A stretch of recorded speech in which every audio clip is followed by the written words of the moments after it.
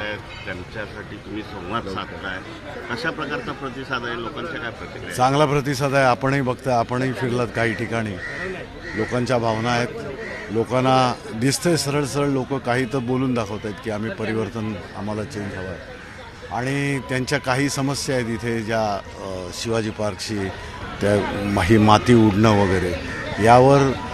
आता ह्याच्यामध्ये पॉलिटिकिंग किंवा कुठलं ब्लेम गेम करणं बरोबर नाही आहे, कोणावर दोषारोप वगैरे करण्याचं हे नाही.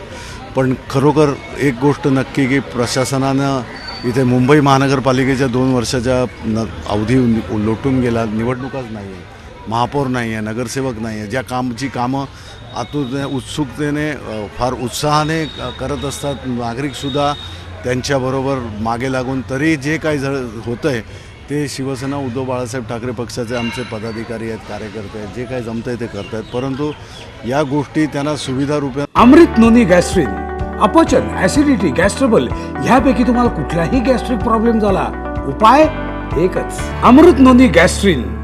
हे त्यांचा हक्क आहे आणि हे वडिलोपार्जित म्हणण्यापेक्षा वर्षानुवर्ष शतकांशतकं अशा प्रकारचं एक राऊंड. शिवाजी पार्क म्हणजे आज मुंबईची एक आयडेंटिटी आहे, मुंबईचं एक लँडमार्क आहे.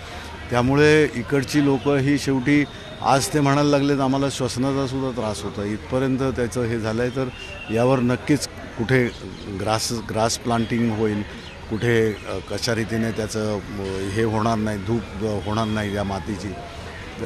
या प्रकारचं उपाय त्वरित योजणं गरजेचं आहे. प्रशासनाच्या मार्फत आपण नक्कीच त्याचं हे करू.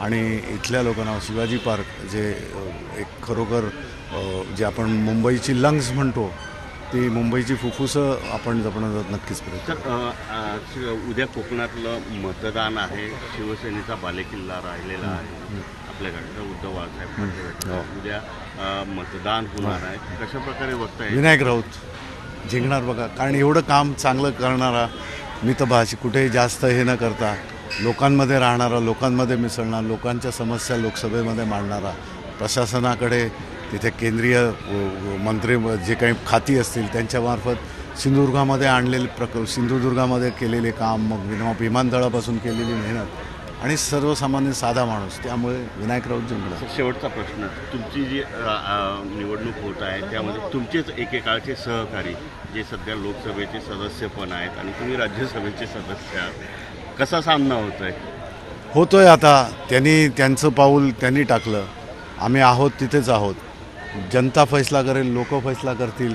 शेवटी कोणाला दूषणं देतो आहे हे सुद्धा लोकांना माहीत आहे. कोण केलं कोणी आणि नकली म्हणणारे, तर नकली काय असली काय जनता तिकडची सुज्ञ आहे आणि लोक याचा निर्णय करतील. 17 तारीखला जाहीर सभेसाठी मनसेने अर्ज केला आहे पालिकेकडे, तुमच्याकडूनही करण्यात आलेला आहे. पुन्हा एकदा कुठेतरी आता या शिवाजी पार्कच्या मैदानावरून 2 पक्षांमध्ये कुठेतरी द्वंद्व पाहायला मिळेल काय?